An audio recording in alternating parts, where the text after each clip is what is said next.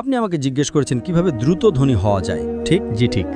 সেরা সমাধান 5 ওয়াক্ত সালাত আদায় করুন, আর ফজরের আগে 2 রাকাত সুন্নাত মিস করবেন না। আপনি কি জানেন শীর্ষ 10 জন ধনী ব্যক্তির তালিকায় 4 নম্বরে বিল গেটস, 2 নম্বরে জেফ বেজস, তো 3 নম্বরে জেফ বেজস, 2 নম্বরে এলন মাস্ক, 1 নম্বরে কে? একজন মুসলিম যে ফজরের সালাত এবং সুন্নাত আদায় করে, সে এদের চেয়েও ধনী।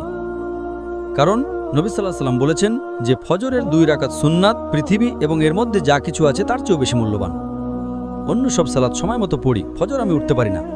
তো আমি তাকে বললাম, আপনি তো একজন ব্যবসায়ী, ধরুন আমি আপনাকে বললাম কাল সকাল ভোরে 5টায় একটা ব্যবসার ডিল আছে যেখানে আপনি $1 মিলিয়ন পাবেন, আপনি কি সেই ডিলে যাবেন? আপনি বললেন হ্যাঁ, কিন্তু আপনি তো সকালে উঠতে পারেন না। না না না, $1 মিলিয়ন জন্য আমি ঘুমাবই না। তাহলে $1 মিলিয়ন জন্য আপনি